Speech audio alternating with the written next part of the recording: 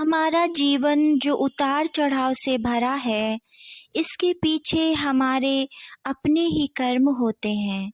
हम जैसा बोएंगे वैसा ही काटना पड़ेगा।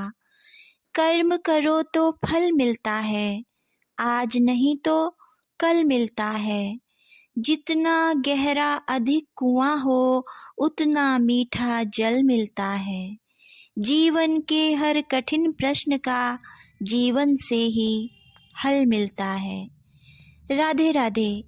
प्रिय मित्रों, आइए सुनते हैं एक अत्यंत रोचक और हमारे जीवन से संबंधित एक ऐसी ही कहानी जिसका नाम है कर्म फल भोगना ही पड़ता है।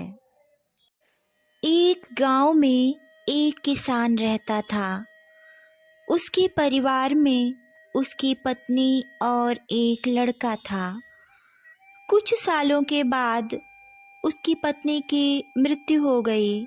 उस समय उसके लड़के की उम्र 10 साल थी। किसान ने दूसरी शादी कर ली। उस दूसरी पत्नी से भी किसान को एक पुत्र प्राप्त हुआ। किसान की दूसरी पत्नी की भी कुछ समय पश्चात मृत्यु हो गई। किसान का बड़ा बेटा जो पहली पत्नी से प्राप्त हुआ था, जब शादी के योग्य हुआ तब किसान ने बड़े बेटे की शादी कर दी। फिर किसान की भी कुछ समय बाद मृत्यु हो गई।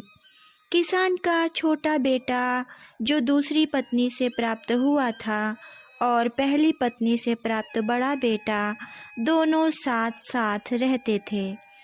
कुछ समय बाद किसान के छोटे लड़के की तबीयत खराब रहने लगी।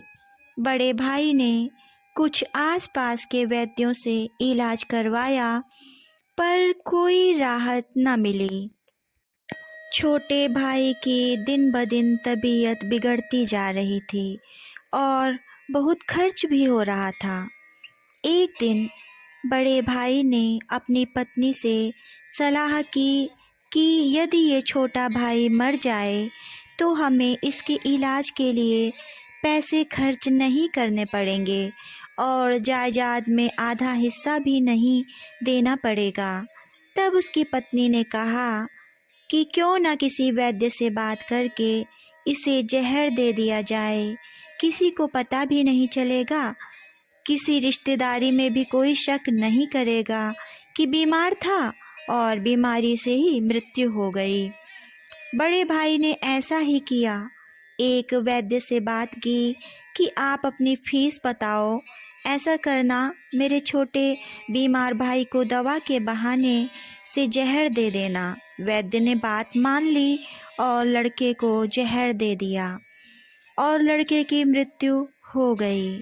उसके भाई भाभी ने खुशी मनाई कि रास्ते का कांटा निकल गया, अब सारी संपत्ति अपनी हो गई। उसका अंतिम संस्कार कर दिया गया। कुछ महीनों पश्चात उस किसान के बड़े लड़के की पत्नी को एक लड़का हुआ। उन पति पत्नी ने खूब खुशी मनाई, बड़े ही लाड़ प्यार से लड़के की परवरिश की। कुछ ही गिने वर्षों में लड़का जवान हो गया। उन्होंने अपने लड़के की शादी भी कर दी। शादी के कुछ समय बाद अचानक लड़का बीमार रहने लगा। माँ बाप ने उसके इलाज के लिए बहुत से वैद्यों से इलाज करवाया, जिसने जितना पैसा मांगा सब कुछ दे दिया ताकि लड़का ठीक हो जाए। अपने लड़के के इलाज में अपनी आधी संपत्ति तक बेच दी, पर लड़का बीमारी के कारण मरने की कगार पर आ गया। शरीर इतना ज़्यादा कमज़ोर हो गया कि अस्थि पंजर शेष रह गया था। एक दिन लड़के को चारपाई पर लेटा रखा था और उसका पिता साथ में बैठा अपने पुत्र की ये दयनीय दशा देखकर दुखी हो रहा था।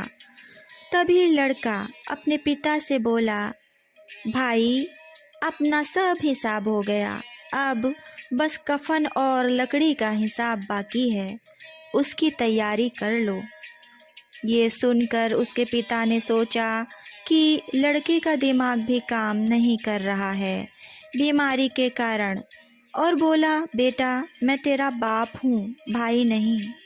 तब लड़का बोला, मैं आपका वही भाई हूँ जो आपने जहर खिलाकर मरवाया था।